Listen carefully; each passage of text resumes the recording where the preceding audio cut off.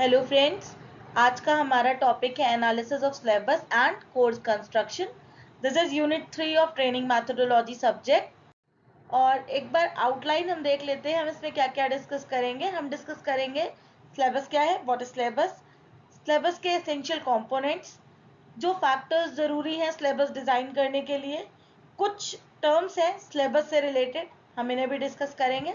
Necessity of analysing syllabus, methods, steps of syllabus analysis, time duration, how to analyze the time duration, and syllabus analysis के लिए एक suggested outline भी दूंगी क्योंकि आपके practical का भी पार्ट है, तो आपको इससे हेल्प हो जाएगी।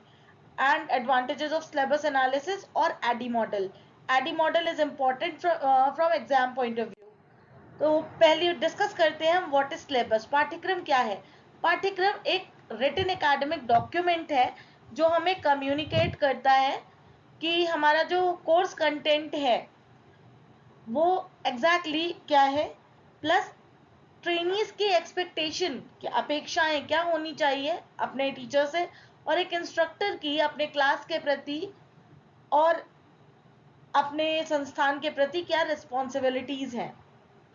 तो इसके अलावा अगर हम ये कहें कि सिलेबस बनाता कौन है, तो सिलेबस के लिए एक प्रॉपर कमेटी बैठती है। इस कमेटी में ट्रेड एक्सपर्ट्स होते हैं, और ट्रेड एक्सपर्ट्स फैकल्टी, जो सब्जेक्ट की पर्टिकुलर फैकल्टीज होती हैं वो फैकल्टीज होती हैं, और इनके अलावा इस कमेटी के एक हेड होते हैं जो ये वेरीफाई करते हैं कि ये सिलेबस इम्प्लीमेंट किया जा सकता है या नहीं।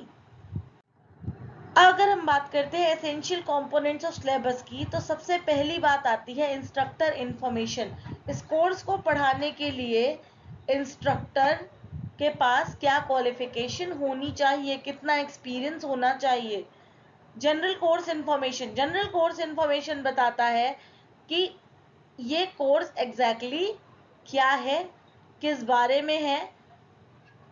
कोर्स ऑब्जेक्टिव्स मतलब इसके उद्देश्य क्या है, इस कोर्स को करने के बाद प्रशिक्षणार्थी किस योग्य हो जाएगा।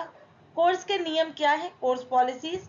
ग्रेडिंग एंड इवैल्यूएशन, इवैल्यूएशन का तरीका क्या है, सेमेस्टर पैटर्न है, एनुअल पैटर्न है, इंटरनल मार्क्स कितने हैं, एक्सटर्नल मार्क्स कितने हैं। लर्निंग रिसोर्सेज, इसके लिए क्या रिसोर्सेज की ज़रूरत होगी, जैसे अगर हम ड्रेस मेकिंग ट्रेड की बात करें तो स्विंग मशीन्स हैं, और भी बहुत सारे प्लॉटर्स हैं, इन सब चीज़ों की ज़रूरत पड़ती है।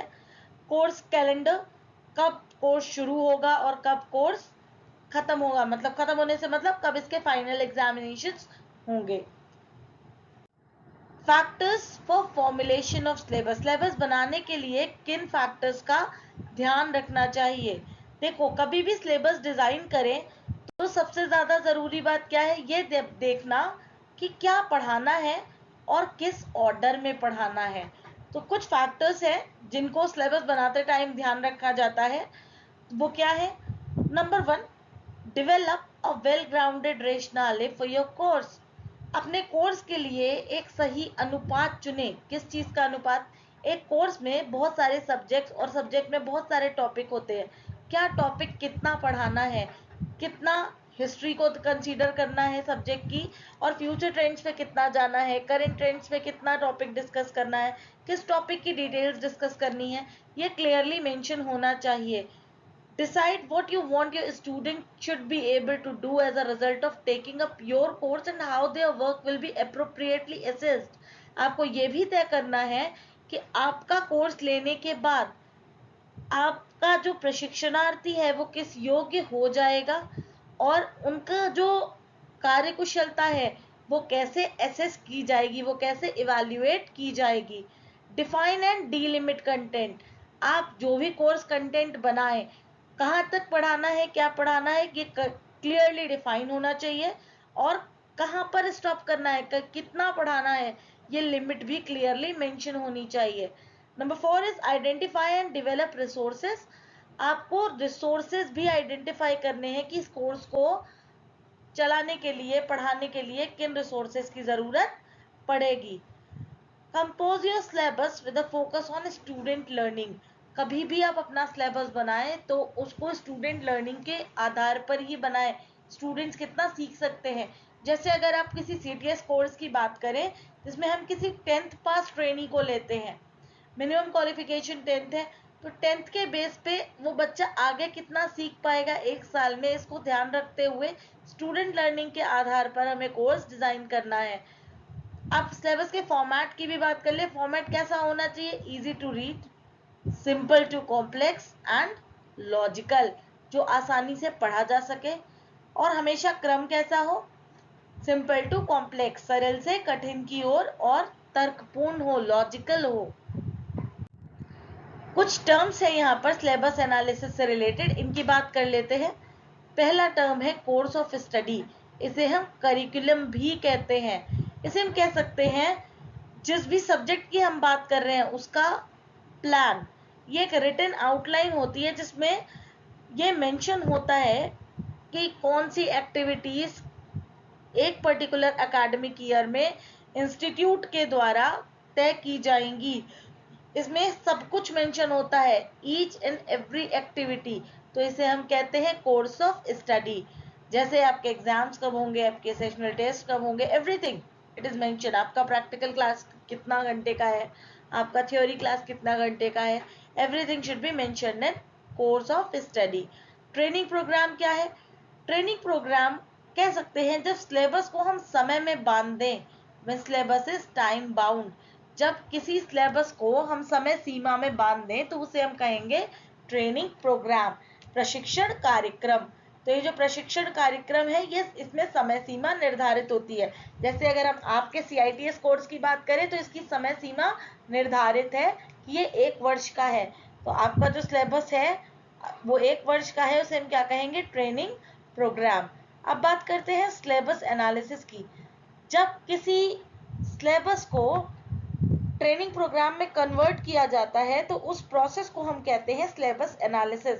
अगर आप लोगों के पास अभी आपकी सिलेबस कॉपी हो तो प्लीज एक बार चेक करिएगा, आपका पूरा सिलेबस वीक वाइज डिवाइड है कि किस वीक में कितने वीक का कौन सा टॉपिक है। एक बार आप उसे क्लियरली चेक करिएगा। अब हम बात करते हैं यूनिट की।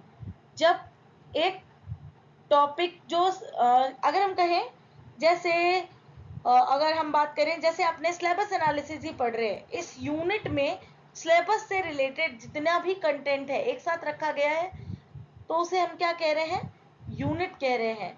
जो टॉपिक सिमिलर कंटेंट से रिलेटेड है और उन्हें एक स्पेसिफिक ऑर्डर में, ऑर्डर कैसा होगा? सिंपल टू कॉम्प्लेक्स, अगेन सरल से कठिन की ओर, जब एक साथ रखा जाता है तो वो एक साथ रखे गए टॉपिक्स को हम क्या कहते हैं? यूनिट, इकाई। अब बात करते हैं मॉड्यूल की। ये ट्रेनिंग प्रोग्राम का एक पर्टिकुलर हिस्सा होता है जिसे हमें एक स्पेसिफिक टाइम लिमिट में खत्म करना होता है, तो हम उसे क्या कहते हैं? मॉड्यूल। देखिए मेंशन भी है, component of training program that has to be completed in specified time is known as module. Module क्या है? ट्रेनिंग प्रोग्राम का ही हिस्सा जो हमें एक निश्चित समय सीमा में, निश्चित समय अवधि में पूर्ण करना होता है। मास्टर शेड्यूल, मास्टर शेड्यूल कह सकते हैं ये आपके क्लासरूम की, आपके टीचिंग लर्निंग एक्टिविटी का कंप्लीट प्लान होता है कि आप एक पर्टिकुलर ईयर में किस दिन क्या काम करेंगे, आपके क्लासरूम में कौन सी एक्टिविटीज कब की जाएंगी। तो इसे हम कहते हैं मास्टर शेड्यूल। इसी तरह हमारे पास होता है मंथली शेड्यूल। ये हम हर मंथ के लिए बनाते हैं, schedule prepare for specific month. जैसे अगर अभी हम बात करें तो अप्रैल चल रहा है, अप्रैल का शेड्यूल बनेगा, नेक्स्ट मंथ मई का एक शेड्यूल बनेगा। ये मंथली प्रिपेयर किया जाता है, इसीलिए हम इसे कहते हैं मंथली शेड्यूल। इसके बाद आता है time table. Time table week के लिए होता है, आपको पता है, weekly and hourly schedule is called time table. आपके हफ्ते में 5 दिन कॉलेज खुला होता है, मंडे टू फ्राइडे, और मंडे टू फ्राइडे में 9 to 5:30 आप ऑफिस में रहते हैं, कॉलेज में रहते हैं। तो इसमें किस घंटे आप क्या कर रहे होते हैं, इसके शेड्यूल को ही हम कहते हैं time table.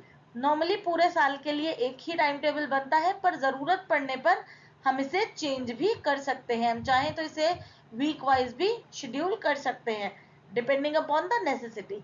Daily schedule, daily schedule आप एक दिन में जो भी काम कर रहे हैं उसे हम कहते हैं डेली शेड्यूल। और ऐसा नहीं है कि डेली शेड्यूल कुछ और है, मंथली शेड्यूल कुछ और है, मास्टर शेड्यूल कुछ और है। ये जो डेली शेड्यूल है This is based on your timetable, monthly schedule, and overall it is master schedule. अब हम बात करते हैं नेसेसिटी ऑफ एनालाइजिंग सिलेबस की. क्यों हमें जरूरत है सिलेबस एनालाइज करने की? So the important part is to weed out unnecessary information. अगर हम सिलेबस को क्लियरली एनालाइज करेंगे तो जो अननेसेसरी इंफॉर्मेशन है उसको हम अवॉइड कर सकते हैं. अगर इसे अवॉइड करेंगे तो क्या फायदा होगा? फायदा ये होगा कि हम टाइम सेव कर पाएंगे. और टाइम सेव करना जरूरी है क्योंकि आपका जो ट्रेनिंग प्रोग्राम है वो टाइम बाउंड है. टाइम सेव करेंगे तो आप उसे एफिशिएंटली यूज कर पाएंगे. To concentrate on essential of job, क्या काम जरूरी है उस पर आप ध्यान दे पाएंगे. To teach from simple to complex, जब आप सिलेबस एनालाइज करेंगे तभी आप ये जान पाएंगे क्या पहले पढ़ाना है, क्या बाद में पढ़ाना है, सीक्वेंस क्या होनी चाहिए, क्रम क्या होना चाहिए. टू प्रिपेयर इंस्ट्रक्शनल मटेरियल, आपके पास सिलेबस होगा, आप उसे प्रॉपरली एनालाइज करेंगे तो आप ट्रेनिंग मटेरियल तैयार कर पाएंगे और लॉजिकल सीक्वेंस जो है वो भी मेंटेन रख पाएंगे. अब हम बात करते हैं मेथड्स की. हमारे पास दो मेथड्स है. कौन कौन से दो मेथड है? एक है टाइम बेस्ड एनालिसिस. जैसे आपको नाम से समझ में आ रहा है, this is time based analysis. यहाँ जो टाइम है वो मेन क्राइटेरिया है. तो यहाँ पर इंस्ट्रक्टर को क्या देखना है? जो समय सीमा निश्चित की गई है उसको बेस्ट वे में कैसे यूटिलाइज किया जाए ताकि पाठ्यक्रम को वो पूर्ण कर सके. तो हमारे पास टाइम बेस्ड एनालिसिस में टाइम मेन क्राइटेरिया है और इसी क्राइटेरिया पे बेस करके हमको अपना सिलेबस एनालाइज करना है क्योंकि इसी तय समय में हमको सिलेबस पूर्ण भी करना है टाइम को एफिशिएंटली यूज करते हुए. दूसरा तरीका क्या है? Trade based analysis. Trade based analysis में फोकस किस पे होगा? सब्जेक्ट पे, टॉपिक पे, स्किल पे. यहाँ पर टाइम से कोई फर्क नहीं पड़ता. यहाँ पे क्या है? Topic is determined and all the related information and skill related to that topic is taught irrespective of time taken. कितना भी टाइम लगे, यहाँ टाइम क्राइटेरिया नहीं है. तो हम कभी भी एजुकेशनल इंस्टीट्यूट में किसकी बात करते हैं? टाइम बेस्ड एनालिसिस की. क्योंकि यहाँ पर हम फॉर्मल एजुकेशन की बात कर रहे हैं. फॉर्मल एजुकेशन में समय अवधि निश्चित होती है तो यहाँ पर एजुकेशनल इंस्टीट्यूशन में हम किसको प्रेफरेंस देंगे? टाइम बेस्ड एनालिसिस को. अब हम बात करें स्टेप्स की कि हमें सिलेबस कैसे एनालाइज करना है. तो हमें क्या करना होगा? सबसे पहले सिलेबस को समझना होगा, केयरफुली पढ़ना होगा.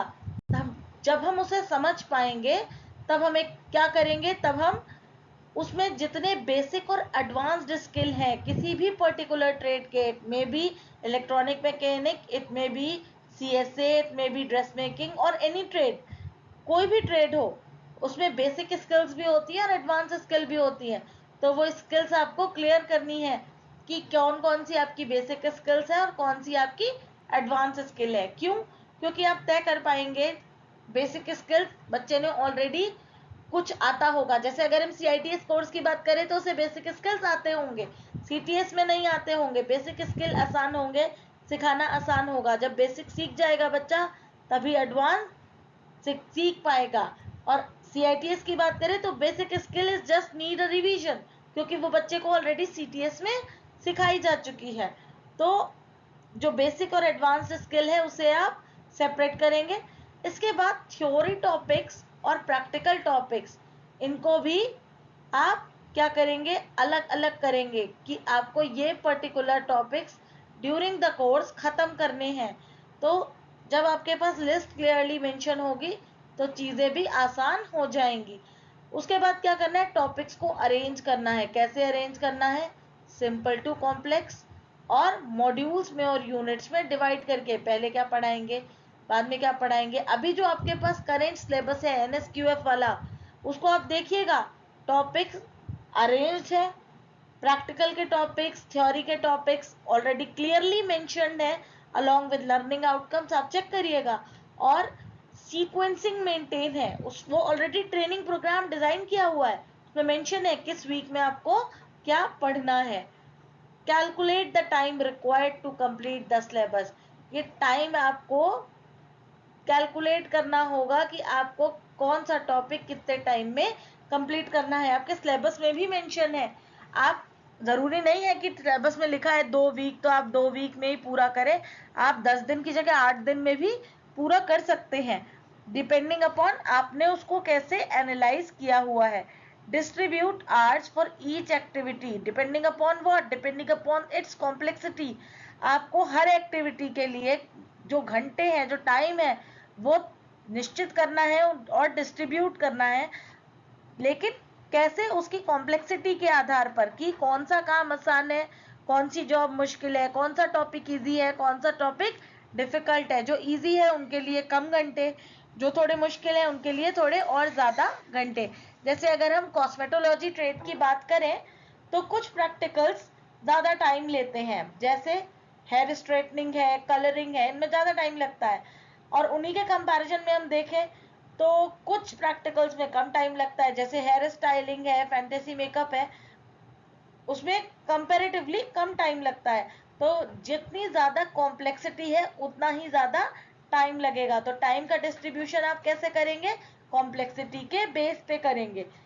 इसके बाद आपको क्या करना है, एक लिस्ट तैयार करनी है। कैसी लिस्ट, टीचिंग एड्स की, कि आपके पास कौन सी टीचिंग एड्स ऑलरेडी हैं अवेलेबल एंड रिक्वायर्ड, और कौन सी आपको चाहिए।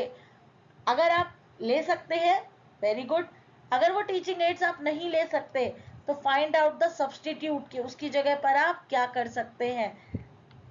इसके बाद आपको क्या करना है, कौन सी मशीनरी और इक्विपमेंट आपके पास अवेलेबल है, इसकी भी आपको लिस्ट बनानी है, क्योंकि टॉपिक्स पढ़ाने हैं तो मशीनरी चाहिए होगी। अब बात करते हैं टाइम ड्यूरेशन की। This is really very important, ध्यान दीजिएगा। जो एक साल होता है 1 ईयर, इसमें कितने वीक्स हैं आप देख सकते हैं क्लियरली, 52 वीक्स है। अब अगर हम एक वीक की बात करें तो उसमें कितने दिन है, 7 दिन है। एक दिन में हमारे पास कितने घंटे हैं, 24 घंटे। ये बहुत बेसिक सी बातें हैं, हम सब जानते हैं। लेकिन अब जरा हम देखें कि हमारे पास इफेक्टिव कितने वीक्स हैं। एक ईयर में 52 हफ्ते होते हैं। इसमें से अगर हम एक एकेडमिक ईयर की बात करें तो 4 हफ्ते एडमिशन के, 4 हफ्ते हॉलीडेज एंड एक्टिविटीज के, और 4 हफ्ते करीब करीब आप मान लीजिए एग्जाम्स के, फॉर्मेटिव समेटिव सारे मिला के। तो अभी क्या हो गए हमारे पास, इफेक्टिव कितने बचे, 40 में से आप देखें एक हफ्ते में वैसे तो 7 दिन होते हैं, पर अब आप सैटरडे संडे बाहर कर दीजिए तो कितने बचे, 5 दिन। इफेक्टिव आवर्स की बात कर लें, एक दिन में होते तो 24 घंटे हैं, पर आप इंस्टीट्यूट को कितना टाइम देते हैं, 9 से 5:30, कितने घंटे हुए, 8.5, जिसमें से आधे घंटे का आपका लंच, 1 to 1:30, तो कितना टाइम बचा आपके पास, 8 घंटे।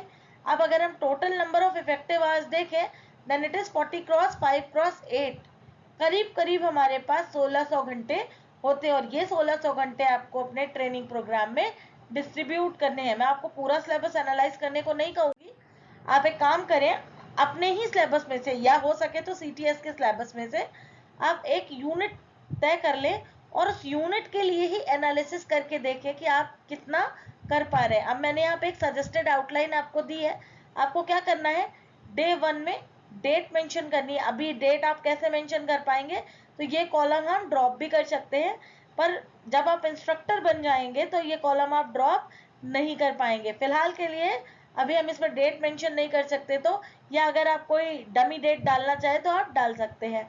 फिर इसके बाद आता है डेमोन्स्ट्रेशन। प्रैक्टिकल के लिए आपको कितना टाइम चाहिए, नंबर ऑफ आवर्स। आप सिर्फ डेमोन्स्ट्रेशन पे आप नहीं छोड़ सकते हैं, आपको 8 घंटे दिखाने हैं, प्रैक्टिस सेशन भी आपको दिखाना होगा। मतलब डे 1 में अगर हमारे पास 8 घंटे हैं तो क्लासरूम में आपने कितना टाइम दिया, आपने डेमोन्स्ट्रेशन और प्रैक्टिस में कितना टाइम दिया, ये मेंशन होना चाहिए। ऐसे ही ये पूरे वीक के लिए है, हो सकता है किसी यूनिट में 1 वीक लगे, मतलब 8 गुणे 5 40 घंटे, और अगर किसी यूनिट में 2 वीक लग रहे हैं तो 80 आवर्स। तो ये 80 आवर्स का हिसाब आपको करना है कि आप सिलेबस कैसे एनालाइज कर रहे हैं। तो इसलिए एक बार सिलेबस एनालिसिस करने की कोशिश करिएगा। इसके बाद हम बात करेंगे सिलेबस एनालिसिस की हमारी एडवांटेजेस क्या है, फायदे क्या हैं।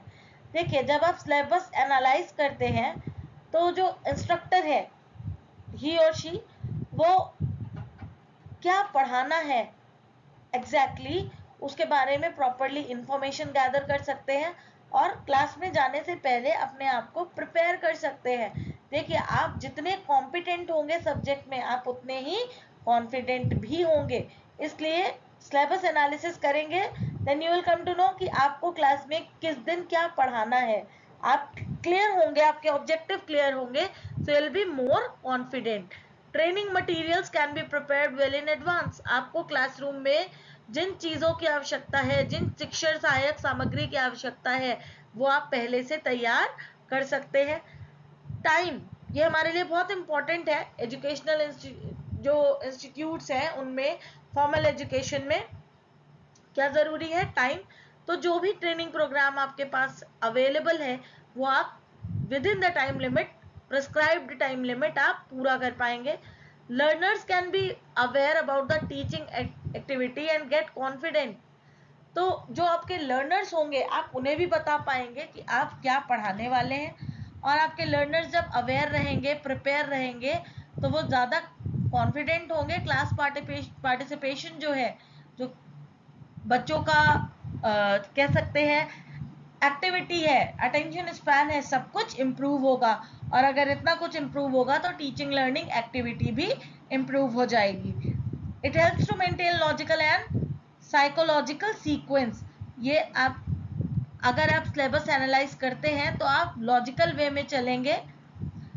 Teaching activity proceeds in a definite direction. आपकी जो टीचिंग एक्टिविटी है वो सही दिशा में आगे बढ़ेगी, आपके गोल्स को अचीव करने की दिशा में, लक्ष्य प्राप्ति की दिशा में आगे बढ़ेगी। It assist in achieving the aim and objectives of the course. Course के जो ऑब्जेक्टिव हैं, आपने अभी पिछली स्लाइड्स में पढ़ा कि कोर्स के ऑब्जेक्टिव होते हैं, उद्देश्य होते हैं, वो उद्देश्य पूरा करने में भी सिलेबस एनालिसिस सहायक होती है। और जो सक्सेस है एक ट्रेनिंग प्रोग्राम की, वो सुनिश्चित हो जाती है। अब हम बात करते हैं एडी मॉडल की। मैंने शुरू में भी कहा था, this is very important from exam point of view. Exam की तरफ से देखें तो ये काफी इंपॉर्टेंट है, इससे काफी क्वेश्चन आते हैं। तो इसमें एडी मॉडल की बात करें, एडी कोई नाम नहीं है, it's abbreviation. A stands for analysis, D for design, another D for development, I for implementation and E for evaluation. अब हम इस मॉडल को देखें तो आपको दिख रहा होगा यहाँ पर analysis, design, development, implementation, summative evaluation and formative evaluation. Sorry, यहाँ पर थोड़ा सा इनकरेक्ट है, दिस इज फॉर्मेटिव। इसको आप लोग देख रहे होंगे, यहाँ पे समेटिव लिख गया है, दिस इज फॉर्मेटिव एवेल्युएशन। तो अब हम बात करें, अब देखें, हर स्टेज अपनी पिछली स्टेज पर निर्भर कर रही है। एनालिसिस के बाद क्या है? डिजाइन है, लेकिन डिजाइन किस पे निर्भर कर रहा है? एनालिसिस पे। डिजाइन की नेक्स्ट स्टेज क्या है? डेवलपमेंट। डेवलपमेंट किस पे निर्भर कर रहा है? डिजाइन पे। ऐसे ही इम्प्लीमेंटेशन की बात करें या हम इवैल्यूएशन की बात करें, अब आप इवैल्यूएशन को भी देखिए, ये किसको इफेक्ट कर रहा है? ये साइकिल है, अगेन द एनालिसिस पार्ट। तो एनालिसिस क्या है? एनालिसिस कहती है the process of defining what is to be learn. The process of defining what is to be learn, क्या पढ़ना है उसे डिफाइन करना। और डिजाइनिंग की बात करें तो क्या कहती है? How it is to be learn, कैसे पढ़ना है। डेवलपमेंट की हम बात करें तो कहते हैं process of authoring and producing the material. Implementation, process of installing the project in real world context. And evaluation, the process of determining the adequacy of the instruction.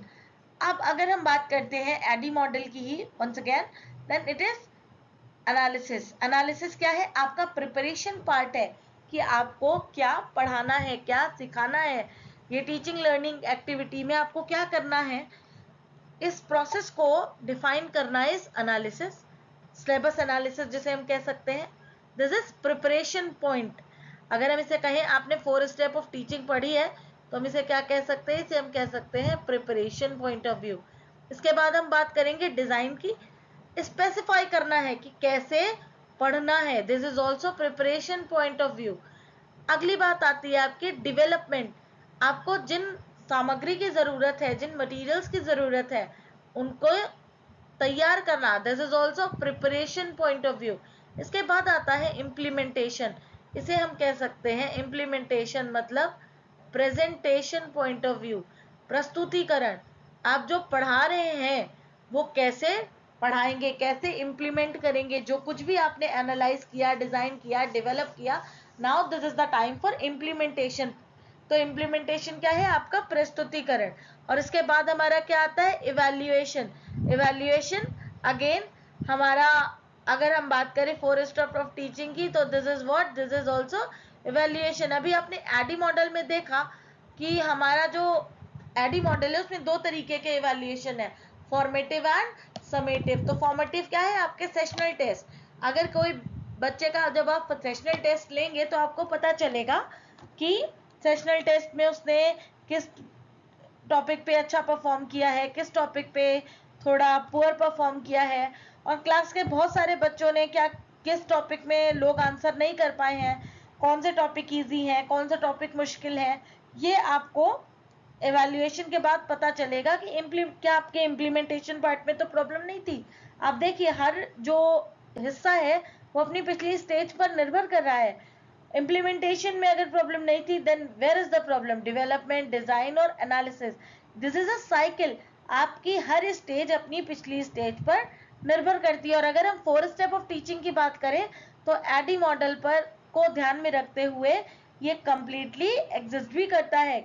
आपका जो एनालिसिस है, डिजाइन है, डेवलपमेंट है, these all are preparation part. Implementation is your presentation and application part, जो आपने प्रस्तुतिकरण किया और बच्चों ने उसे प्रैक्टिस किया। And the final is evaluation. ये इवैल्यूएशन आपको बताता है कि आपका टीचिंग लर्निंग प्रोसेस कितना इफेक्टिव था, और अगर इसमें कोई प्रॉब्लम्स आ रही थी तो वो किस स्टेज पर आ रही थी। आप वो स्टेज आइडेंटिफाई करेंगे, उसे दूर करेंगे, and you will repeat the same model again. तो आज की क्लास में हमने क्या क्या सीखा? आज की क्लास में हमने सीखा सिलेबस एनालिसिस। सिलेबस एनालिसिस कैसे की जाती है, कितने प्रकार की होती है, उसके advantages, and most important ADDIE model. तो अगले क्लास में हम पढ़ेंगे written instructional material. Thank you guys.